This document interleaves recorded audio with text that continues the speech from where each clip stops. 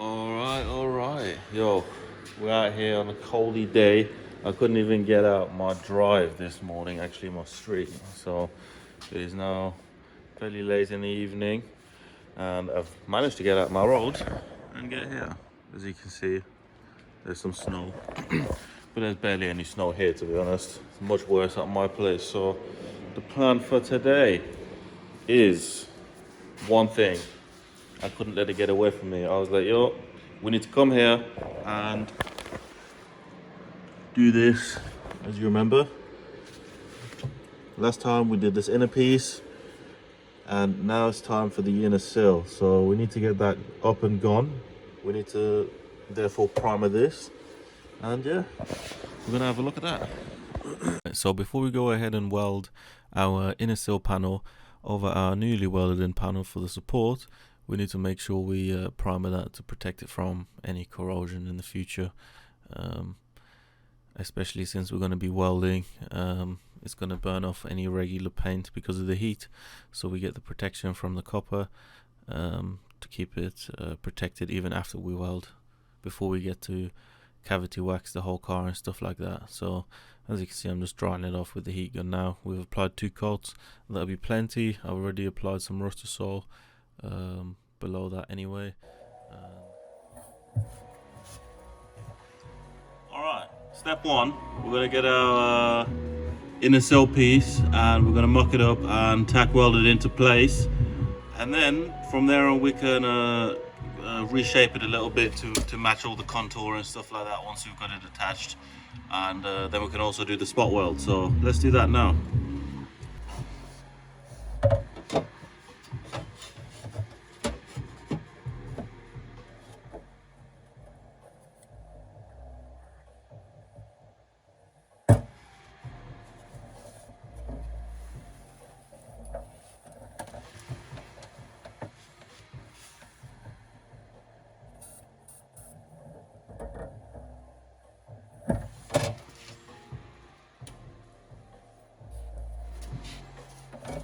Alright, would help if I turn the welder on.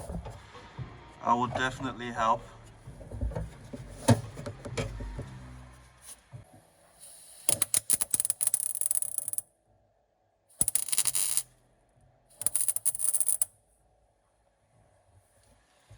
Alright, ugly first weld, but at least it's not going to fall down now. So now we can manipulate the metal to have it sit where we want. So I think we will go from there.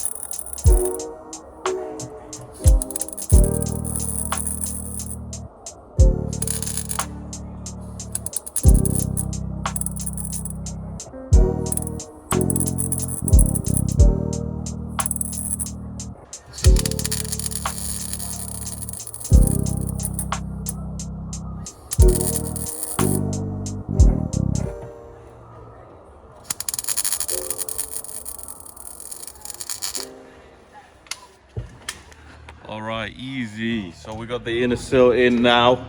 It's all welded in. Let's take a look.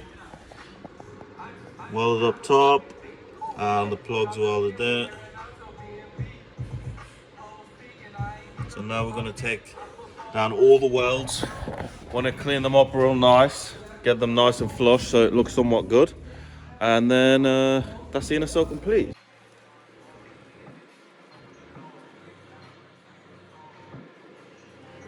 So we got all the plugs at the bottom, seam welded along here. To be honest, I could make this look a little nicer if I spent some time with it with a flap disc. But it is pretty well blended, and there's going to be carpet and stuff over this anyway, so it's not too big of a deal. Seam welded all the way back, plugged at the bottom, and that's it complete. So if you enjoyed this episode, make sure you give me a like and a subscribe.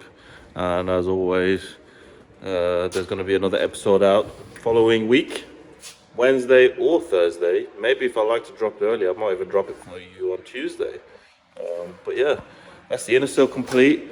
And in the next episode, we're going to move on to doing the floor. So, as you remember, 2 giant holes or 1 giant hole. And we're going to be making that in 2 sections. So if that's what you want to see in the next episode, do leave me a comment. Or if there's anything else you guys want me to move on to first, leave a comment. Let me know what you want to see. But as far as I'm concerned, next time we come back here, we are going to finish off the floor completely. You know what I'm saying? I'm looking forward to that. So can't wait to have a floor plan again. After that, we're going to go on and move on to the chassis rail, which was the reason I started this whole job. And yeah, then that means we're going to be finished in that corner. So that means we only have 3 corners left on the whole car to do. So yeah, man, that's the first corner done after the floor. And we're going to see some more in the next episode. So make sure you like, comment, and subscribe again, just in case you forgot. And I'll see you guys in the episode number 4, doing the front floor.